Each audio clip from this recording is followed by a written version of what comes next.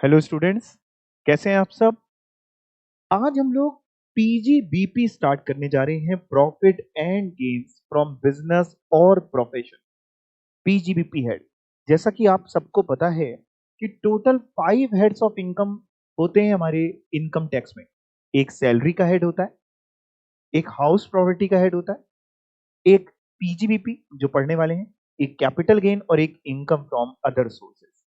अगर आपको सैलरी मिलती है, कहीं से जॉब करते हैं, तो सैलरी हेड में टैक्सेबल होता है। घर वगैरह को किराए पे उठाते हैं तो हाउस प्रॉपर्टी में नॉर्मली टैक्सेबल होता है। बिजनेस या प्रोफेशन में अगर आप हैं तो इस हेड में टैक्सेबल होगा, पीजीबीपी में टैक्सेबल होगा। अगर आप कोई कैपिटल एसेट बेच देते हैं तो कैपिटल गेन लगता है। और इसके अलावा कोई और अगर अदर सोर्सेज की इनकम है, लॉटरी जीत लिया, कोई भी अदर सोर्सेज, तो वो अदर सोर्सेज में टैक्सेबल होता है। PGBP exam point of view से बात करें तो अच्छा खासा इंपॉर्टेंट चैप्टर है। करीब करीब आपको मान के चलिए 8 से 10 नंबर एग्जाम में दिला सकता है ये चैप्टर। 8 to 10 मार्क्स आपको दिला सकता है PGBP, profit and gains from business और प्रोफेशन। बिजनेस समझते हैं, प्रोफेशन समझते हैं। वैसे बिजनेस और प्रोफेशन की भी डेफिनेशन मैं आपको पढ़ाऊंगा। खैर, पीजीबीपी, चलिए शुरू करते हैं। पीजीबीपी में बेसिकली अपन सेक्शन 28 से 44D तक पढ़ने वाले हैं। अच्छा खासा हेड है, ठीक ठाक। The provisions for computation of income from business and profession are covered under section 28 से लेकर के 44D तक। ठीक है जी, यानी पीजीबीपी में अगर हम बात करें तो सारे प्रोविजन सेक्शन 28 से 44D तक है। जिसमें हमारा जो चार्जिंग सेक्शन है पीजीबीपी में, वो सेक्शन 28 है। इसको आप चार्जिंग सेक्शन भी कह सकते हैं, बेसिस ऑफ चार्ज भी कह सकते हैं। तो लिखा है या स्कोप ऑफ टोटल इनकम भी कह सकते हैं। तो लिखा है section 28 defines the scope of income which can be taxed under this head, कि कौन सी इनकम इस हेड में, कौन से हेड में यानी पीजीबीपी हेड में कौन सी इनकम टैक्सेबल होगी, ये बात सेक्शन 28 बताता है। तो हम कह सकते हैं कि हमारा जो सेक्शन 28 है पीजीबीपी में, वो ही चार्जिंग सेक्शन है।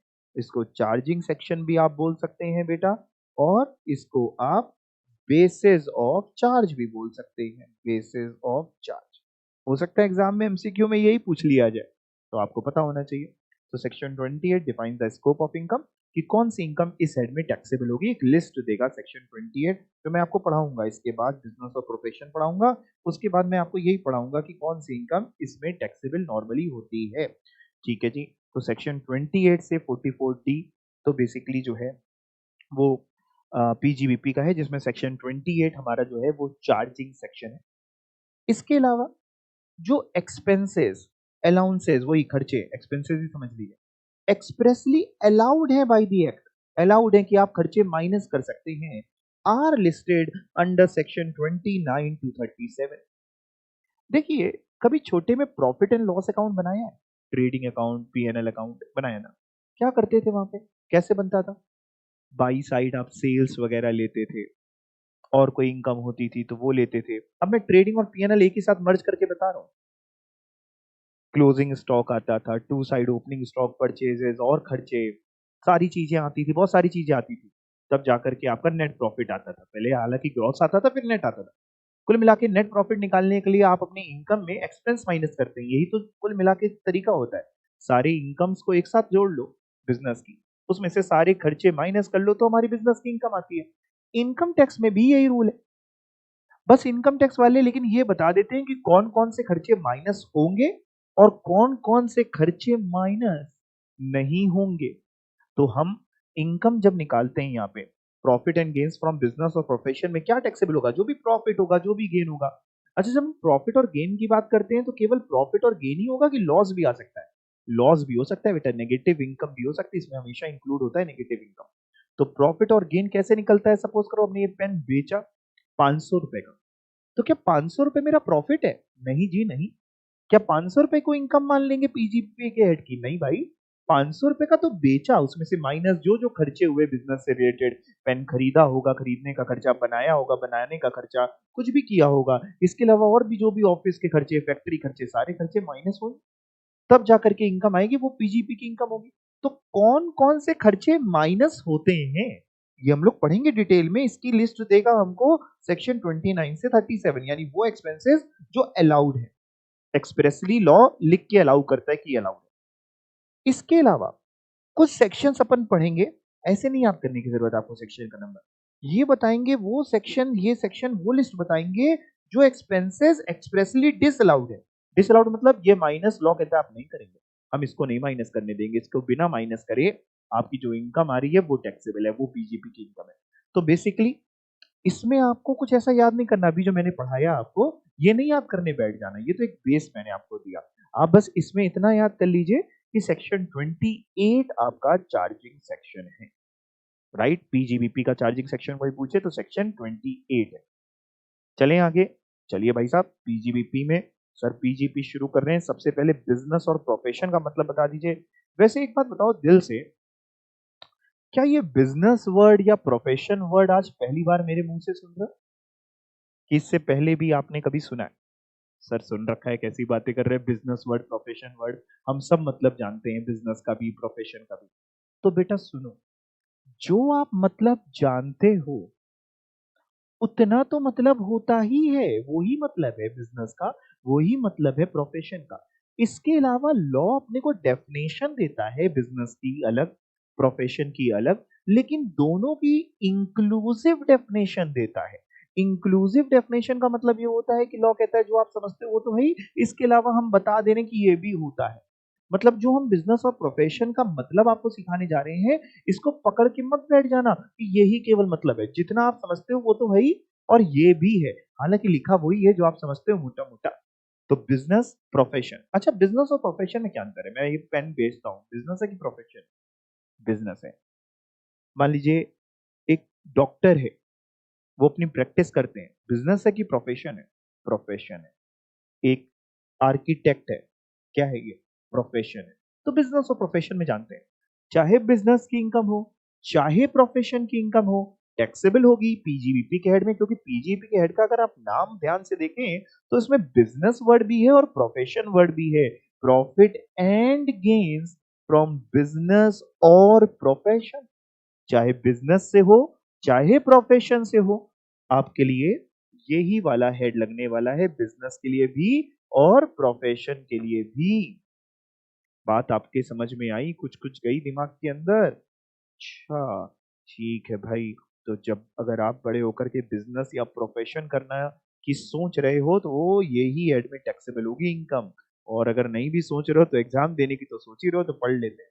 चलिए बिजनेस और प्रोफेशन का मतलब, एग्जाम पॉइंट ऑफ व्यू से बिजनेस और प्रोफेशन का मतलब इंपॉर्टेंट नहीं है, रट के नहीं जाना, लिखने को तो नहीं आएगा बस, लेकिन समझ लेते हैं, फिर उसके बाद अपना यहाँ से एक तरीके से मेनली अपना चैप्टर शुरू होने वाला है। बट बिजनेस का और प्रोफेशन का मतलब देखते हैं लॉ क्या बता रहा है। Business has been defined in section 213। Business includes, यानी एक तो ये समझ में आ रहा है बेटा, इंक्लूसिव डेफिनेशन।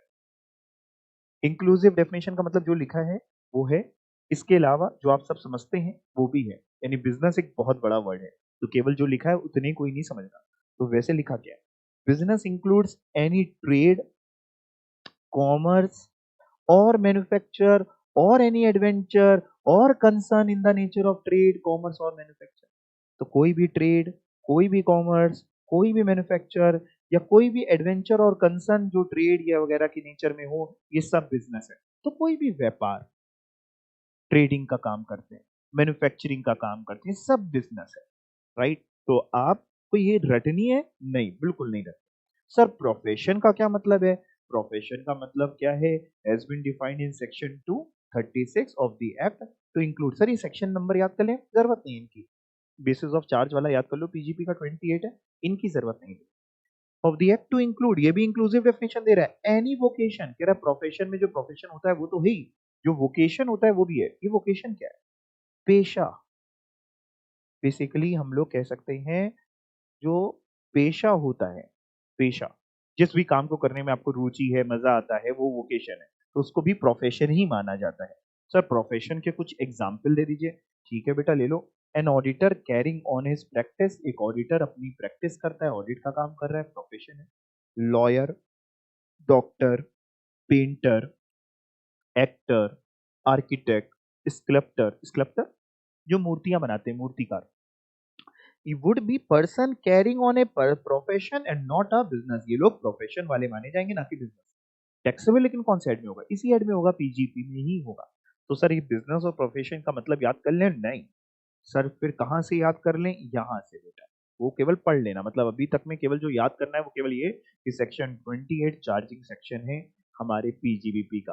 तो सेक्शन 28 आ गया, जिसको हम फिर से लिख देते हैं आपके लिए, यही है राइट चॉइस, यानी यही है चार्जिंग सेक्शन। ठीक है ना जी? आइए देखते हैं क्या है। Income chargeable to tax under the head business और प्रोफेशन। सेक्शन 28 बेसिकली ये बताता है कि किस तरीके की इनकम हमारे इस हेड में टैक्सेबल होंगी। वैसे तो हमें समझ में आ ही रहा है कि जो भी बिजनेस की इनकम होंगी या जो भी प्रोफेशन की इनकम होंगी, वो सारी इनकम इस हेड में टैक्सेबल होंगी। बट तब भी सेक्शन 28 कहता है कि देखिए आप सही समझ रहे हैं, बट उसके अलावा भी कुछ और इनकम्स होती हैं जो इसी हेड में टैक्सेबल होंगी, जिसके लिए सेक्शन 28 कहता है कि हम बता दें तो ज्यादा अच्छा रहेगा। हमने कहा ठीक है बता दो। तो आओ, सेक्शन 28 कौन कौन सी इनकम बताता है, लिस्ट है। सर ये लिस्ट पूरी हम लोग रट डालें? नहीं। तो क्या करें सर? छोड़ दें? नहीं छोड़ेंगे। नहीं फिर क्या करें?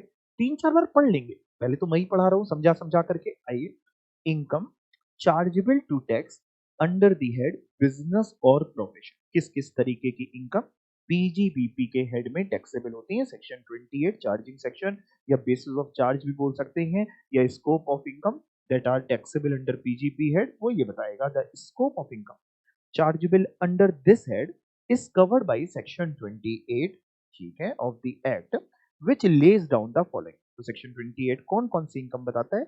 सबसे पहले तो बिल्कुल सिंपल भाषा में कहता है, पहला पॉइंट, कि कोई भी प्रॉफिट बिजनेस या प्रोफेशन से होगा तो इस साइड में होगा। तो ये सभी को पता है, लेकिन सेक्शन 28 ने कहा लिख देते हैं। लिखी हुई चीज ही तो लोग मानते हैं। तो आइए देखें, the profit and gains of any business or profession which was carried on by the SSE at any time during the previous year।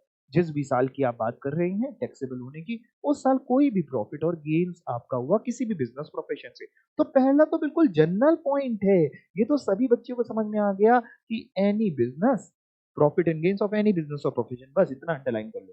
वो तो समझ में आ रहा है, ना भी लिखता तो समझ में आ रहा है, बट लॉ मेकर कहता है नहीं हम समझाते चलेंगे तो ज्यादा बढ़िया। हमने कहा ये तो हमें पता ही है कि सपोज करिए, मान लीजिए किसी का बिजनेस है, किसी की मिठाई की शॉप है, मिठाई खाने का मन कर रहा है, अच्छा, मिठाई की शॉप है किसी की, मान लीजिए।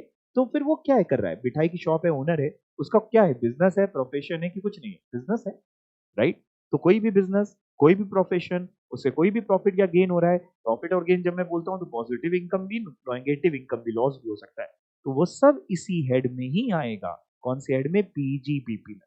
तो सर ये बात तो समझ में आ रही है, कुछ थोड़ा टेढ़ी चीजें समझाइए। चलिए मैं आपको टेढ़ी चीजें समझाने की कोशिश करता हूं। अगला पॉइंट, और कौन कौन सी चीज पीजीबीपी में टैक्सेबल होगी? आओ पढ़ें अगला पॉइंट।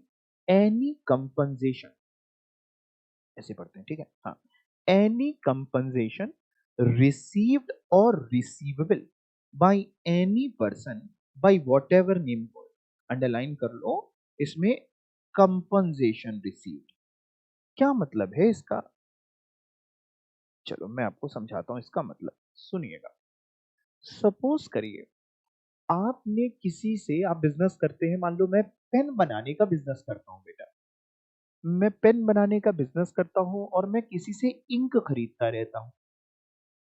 मैं जिससे इंक खरीदता हूं, मैंने उसके साथ कॉन्ट्रैक्ट कर रखा है कि तुम हमको हर महीने 1 लाख लीटर इंक दोगे, हमको हर महीने 1 लाख लीटर इंक बेचोगे। और उस कॉन्ट्रैक्ट में हमने लिख रखा है कि हम तुमसे 1 लाख लीटर इंक खरीदेंगे, यानी तुम बेचोगे। और हम दोनों में अगर कोई भी पार्टी डिफॉल्ट करती है तो वो दूसरी वाली पार्टी को 20,000 रुपए का कंपनसेशन पे करेगी। मैं डिफॉल्ट करूंगा, अगर मैंने नहीं खरीदी तो मैं आपको पे करूंगा। आप डिफॉल्ट करेंगे, आपने नहीं दी तो आप हमको पे करेंगे। सपोज करिए आपने डिफॉल्ट किया, आप इस महीने हमको 1 लाख लीटर इंक नहीं दे पाए, तो एज पर कॉन्ट्रैक्ट कंपनसेशन मैंने आपसे कहा 20,000 रुपए का कंपनसेशन दीजिए, आपने मेरे को 20,000 रुपए का कंपनसेशन दिया। पेनल्टी बोल लीजिए, कंपनसेशन बोल लीजिए, ब्रीच ऑफ कॉन्ट्रैक्ट बोल लीजिए। हमारे आपके बीच में कॉन्ट्रैक्ट था, वो टूटा टूटा, आपने उसको पूरा नहीं किया, आपने मेरे को 20,000 रुपए दिए। ये 20,000 रुपए मैं अपने किस साइड में दिखाऊं? पहले तो ये बताना, ये जो 20,000 मेरे को मिले, ये मेरे को अपने बिजनेस की वजह से मिले कि कोई और वजह से मिले?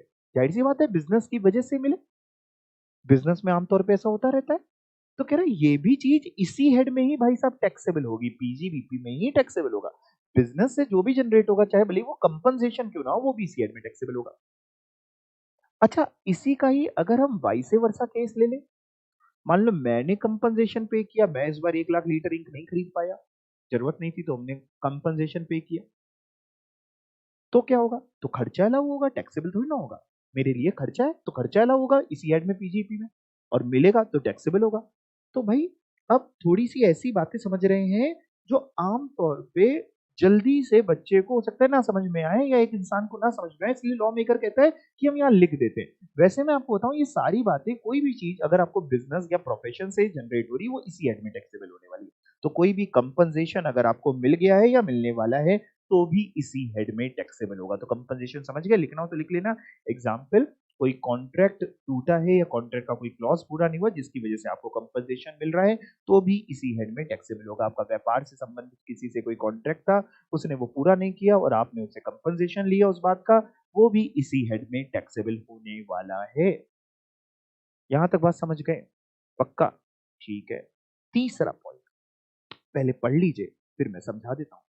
Income derived by a trade, professional or similar association from specific services performed for its members। ये क्या है? चलिए मैं आपको समझाता हूं।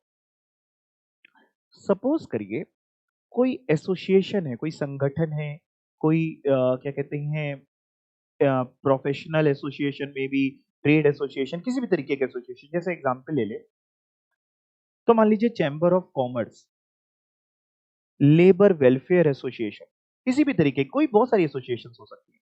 मान लीजिए लेबर वेलफेयर एसोसिएशन से आपको जल्दी समझ जाएगा। मैंने अपने यहाँ एक लेबर वेलफेयर एसोसिएशन बना रखी, एक संगठन बना रखा है जिसमें सारे लेबर्स उसके मेंबर्स हैं। सारे लेबर्स के वेलफेयर के लिए वो एसोसिएशन काम करती है। अपने लेबर से इस बात के लिए वो पैसे लेती है और काम करती है। अपने मेंबर्स को सर्विसेज देती है, मेंबर्स की दुख सुनती है, मेंबर्स को कोई भी दिक्कत हो वो सुनती है। ऐसी एसोसिएशन को भी जो पैसा मिल रहा है, अगर कोई कमाई हो रही है इनकी, तो वो कहां जाएगी? क्या बीजीवीपी में जाएगी? वो कहेंगे अगर कि मेरा सर, मेरा तो प्रॉफिट मोटिव नहीं है, हमारा प्रॉफिट कमाना मोटिव नहीं, हम तो अपने लेबर का वेलफेयर करना मोटिव है। हमारे पीजीपी में आपका प्रॉफिट कमाना मोटिव हो ना हो, उससे कोई फर्क नहीं है, टैक्सेबल यही होगा। तो कोई भी इनकम अगर किसी एसोसिएशन को मिली, भले ही अपने मेंबर से क्यों ना मिली, अपने ही मेंबर से क्यों ना मिली, तब भी वो इसी हेड में टैक्सेबल होगी। राइट? तो बड़ा सिंपल सा पॉइंट है, income derived by a trade, professional or similar association from specific services performed for its member। अगर हम अपने मेंबर्स के लिए भी सर्विसेज परफॉर्म कर रहे हैं, तो भी अगर इनकम अगर हो रही है, अगर इनकम ही नहीं हो रही है, हम पैसे ही नहीं लेते, तो कोई बात ही नहीं। लेकिन अगर हम पैसे ले रहे हैं, इनकम हो रही, तो इसी हेड में टैक्सेबल होगी। अभी तक कितने पॉइंट पढ़ लिए? सर 3। पहला वाला तो बड़ा सिंपल था, किसी भी तरीके का आपका बिजनेस या प्रोफेशन हो, उससे कोई भी प्रॉफिट और गेन इसी हेड में टैक्सेबल होगा। दूसरा वाला, कोई भी कंपनसेशन मिला हो या मिलने वाला हो, किस तरीके की कंपनसेशन की बात कर रहे हैं? बिजनेस से रिलेटेड कोई कंपनसेशन की अपन बात कर रहे हैं। तीसरा वाला, कोई भी इनकम किसी एसोसिएशन को अगर होती है अपने मेंबर से, तो भी इसी हेड में टैक्सेबल होगी। चौथा, एक्सपोर्ट इंसेंटिव्स। ये क्या है? गवर्नमेंट ना, अपन जब एक्सपोर्ट करते हैं ना, तो अपन को बहुत सारे तरीके के, अलग अलग तरीके के इंसेंटिव्स देती है। फॉर एग्जाम्पल, मान लो गवर्नमेंट ने मेरे से कहा कि सर आप ये पेन एक्सपोर्ट करिए। हमने कहा ठीक है। गवर्नमेंट ने कहा सर आप ये पेन एक्सपोर्ट करिए, जितने पैसे आपको बाहर से मिलेंगे वो तो मिलेंगे ही मिलेंगे, प्लस गवर्नमेंट 5 रुपए पर पेन आपको और देगी। हमने कहा आप देंगे? हम तो बाहर बेच रहे हैं। कह रहे हाँ बाहर बेचिए, इसको बढ़ावा देने के लिए मान लीजिए गवर्नमेंट हमको इंसेंटिव दे रही है कि जितने पेन आप बाहर एक्सपोर्ट करेंगे 5 रुपए गवर्नमेंट अपने पास से आपको देगी। तो मैं ये पेन 100 रुपए का एक्सपोर्ट करता हूँ, 100 रुपए बाहर से तो मिलते ही, वो तो टैक्सेबल होंगे ही होंगे, प्लस 5 रुपए गवर्नमेंट मेरे को इंसेंटिव देती है। वो कहाँ जाएंगे? वो भी मेरी इनकम है, इसी हेड में टैक्सेबल होगा। किसी भी तरीके का एक्सपोर्ट से रिलेटेड फायदा, इंसेंटिव, चाहे वो किसी भी फॉर्म में हो, चाहे वो टैक्स छोड़ दिया गवर्नमेंट ने उस फॉर्म में, या कुछ भी हो, मेरा अगर फायदा हुआ है तो इस हेड में आएगा। अगर मेरे को कुछ मिला है, कोई फायदा है, तो इस हेड में टैक्सेबल होगा। तो गवर्नमेंट ने कहा कि 5 रुपए हम देंगे आपको एज अ सब्सिडी या कुछ भी समथिंग, तो वो भी इसी हेड में टैक्सेबल होगा। तो एक्सपोर्ट से रिलेटेड कोई भी फायदा, यार सी बात है, देखिए आप समझने की कोशिश करिए, अगर आप मोटा मोटा समझ पाए तो एक चीज मैं आपको फिर से बोल रहा हूँ, भी बोली थी मैंने, फिर से बोल रहा हूँ, हमेशा याद रखना, बिजनेस और प्रोफेशन से संबंधित कोई भी कमाई बिजनेस और प्रोफेशन से संबंधित है, रिलेटेड है, इसी हेड में आए। बस उसको बताया इसलिए गया है बार बार अलग अलग लैंग्वेज में, अलग अलग चीजों को, कि लोगों को कंफ्यूजन ना हो कि भैया हमें एक्सपोर्ट इंसेंटिव मिला है तो वो क्यों इस हेड में टैक्सेबल होगा। तो गवर्नमेंट कह रही है भाई बिजनेस तो है ना, बिजनेस के लिए मिला है ना, बिजनेस की वजह से मिला है ना, तो इस साइड में टैक्सेबल होगा। ठीक है जी, एक्सपोर्ट इंसेंटिव टैक्सेबल होगा। और क्या होगा? फिफ्थ पॉइंट बड़ा अच्छा पॉइंट है, फिफ्थ वाला। इसको कैसे समझें? इसको ऐसे समझते हैं, सपोज करिए मान लीजिए मेरी मोबाइल बेचने की शॉप है, मैं आईफोन बेचता हूँ, ठीक है ना, आईफोन खरीदता हूँ और बेचता हूँ। आईफोन कंपनी ने मेरे को टारगेट दिया है कि सर इस साल अगर आप 10 करोड़ के आईफोन बेचेंगे तो हम आपको एक सोने की चेन गिफ्ट में दे देंगे। जो प्रॉफिट वगैरह हमको मिलता है वो सब तो मिलेगा ही मिलेगा, प्लस एक टारगेट दिया है कि अगर आप 10 करोड़ के आईफोन बेचेंगे तो एक सोने की चेन दे देंगे। मान लो मैंने वो टारगेट अचीव कर लिया और आईफोन कंपनी ने मेरे को सोने की चेन दे दी। एक तरीके से नॉन मॉनेटरी बेनिफिट है, परक्यूजिट है। कौन से हेड में टैक्सेबल होगा? बिजनेस हेड में ही टैक्सेबल होगा। क्यों? बिकॉज ऑफ बिजनेस मिला। सैलरी हेड में क्यों नहीं टैक्सेबल होगा ये परक्यूजिट? एम्प्लॉयर एम्प्लॉय रिलेशनशिप थोड़ी ना है। आईफोन कंपनी मेरी एम्प्लॉयर नहीं है, मेरी खुद की शॉप है, मैं अपनी मर्जी से बेचता हूँ खरीद करके उनसे, ठीक है ना, अपनी मर्जी से काम करता हूँ। एम्प्लॉयर एम्प्लॉय नहीं है, बिजनेस वाला ही रिलेशनशिप है हमारी उनके साथ। तो भाई कोई भी परक्यूजेट किसी भी तरीके की मिले, कोई टारगेट पूरी करने पे या कुछ भी मिले, तो वो भी सी हेड में टैक्सेबल होगी। मान लीजिए डॉक्टर है, अब डॉक्टर को किसी फार्मास्यूटिकल कंपनी ने कहा सर आप मेरी कंपनी की दवाइयां रिकमेंड करिए, हम आपको ना फॉरेन ट्रिप करवा देंगे, बीवी बच्चों के साथ फॉरेन ट्रिप पे भेज दिया, खर्चा कह रहे हैं हम उठाएंगे। गवर्नमेंट कह रही बहुत बढ़िया है, लेकिन साहब इनकम टैक्स डिपार्टमेंट के नजरिए से हम केवल बात कर रहे हैं, इनकम टैक्स डिपार्टमेंट कह रहा है टैक्सेबल करिए इसको। आपको परक्यूजेट मिला, आपका आपको एक तरीके से नॉन मॉनेटरी बेनिफिट मिला। आप बाहर घूमने गए, जिसका पैसा किसी कंपनी ने उठाया, दूसरी कंपनी ने, आपको नॉन मॉनेटरी बेनिफिट है, बिकॉज ऑफ योर प्रोफेशन है। कौन से हेड में टैक्सेबल होगा? पीजीपी में टैक्सेबल होगा।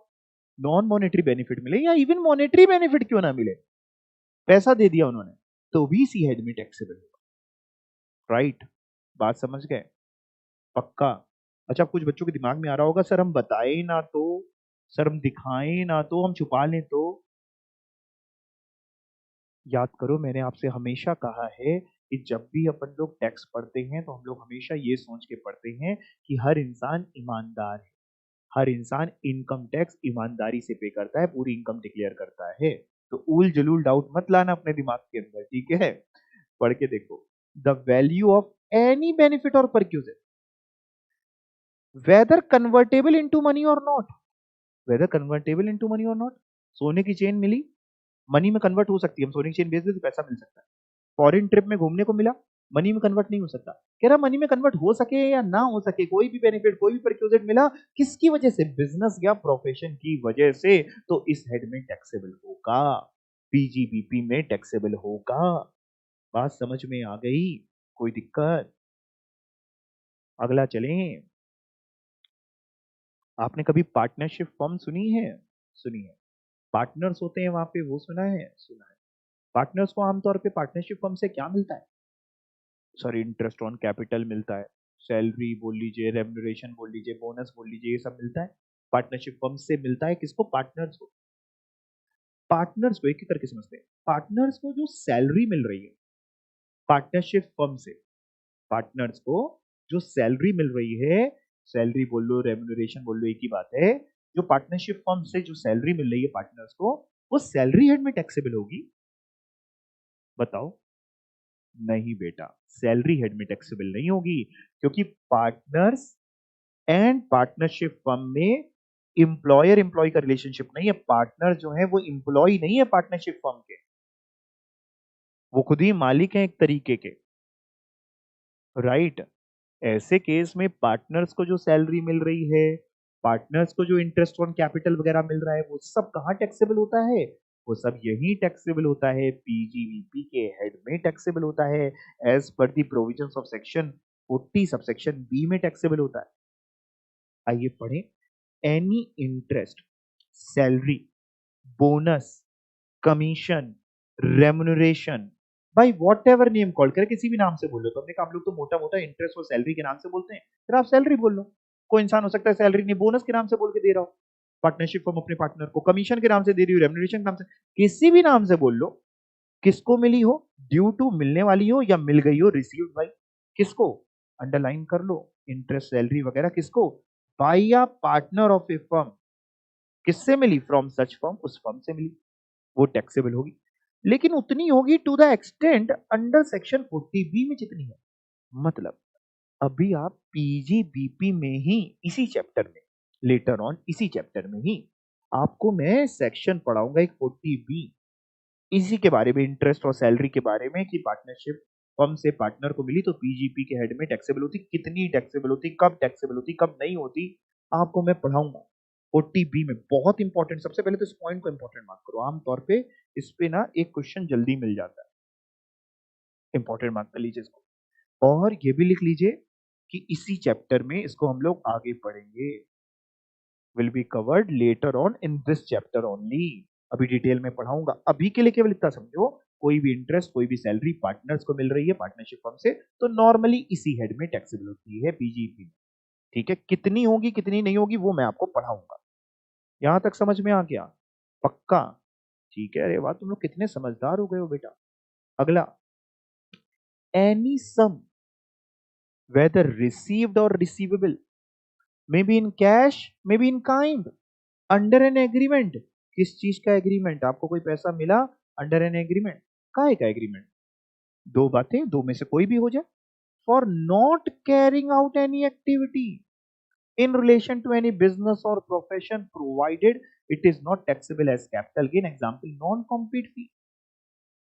सपोज करिए मैं ये पेन बेचता हूं, मेरे कॉम्पिटिटर ने मेरे से कहा कि सर ये पेन आप मत बेचा करिए। हमने कहा तुम कौन होते हो मेरे को मना करने वाले कि मैं पेन ना बेचूं? मेरे पास फ्रीडम है व्यापार करने का, मैं क्यों तुम्हारी बात सुनूं? उसने कहा सर सुनिए तो, आप पेन मत बेचा करिए, हमारा भी पेन का व्यापार है ना, हमारा व्यापार खराब हो जाता है। हमने कब नहीं मानते। कह रहा अरे सर सुनिए तो पूरी बात, हम आपको ना 1 करोड़ रुपए दे रहे हैं। 1 करोड़ रुपए? हमने कहा काहे के दे रहे हो 1 करोड़ रुपए? कह रहा पेन ना बेचने के, not to do any work, not to do any work, not carrying out any activity, कुछ ना करने के पैसे। हमने कहा अच्छा। हमने कहा लाओ अच्छा दो, 1 करोड़ रुपए दिए, हमने एग्रीमेंट कर दिया, हम ठीक है आज से पेन नहीं बेचेंगे, कुछ और बेचना होगा बेचेंगे, पेन नहीं बेचेंगे। हमको 1 करोड़ मिले। यादव जी, यादव जी कौन?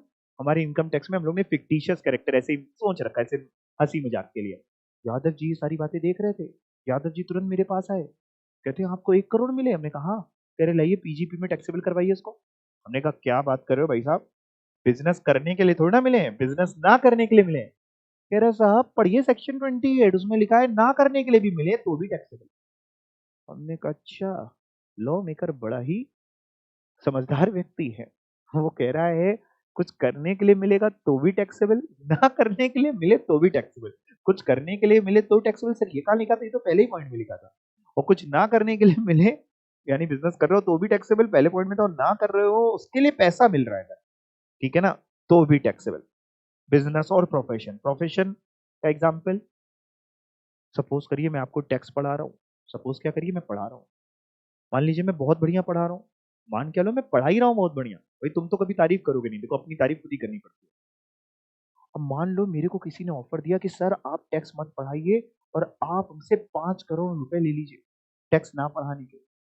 हमने कहा अच्छा ऐसी बात है, ठीक है लाओ 5 करोड़ रुपए दे दो, हम टैक्स नहीं पढ़ाएंगे। उसने हमको 5 करोड़ दिए। हमने कहा ठीक है, एग्रीमेंट साइन किया, हम टैक्स नहीं पढ़ाएंगे। ये जो 5 करोड़ हमको मिले, not carrying out any activity, ये भी इसी हेड में टैक्सेबल होगा। तो बस एक लाइन लिखी है, प्रोवाइडेड कि अगर कैपिटल गेन के हेड में टैक्सेबल नहीं है तो आपका इसी हेड में टैक्सेबल होने वाला है, जैसे कि जिसको हम लोग नॉन कॉम्पीट फीस बोलते हैं, राइट। ये क्या है अगला पॉइंट? अगला पॉइंट जरा समझिए।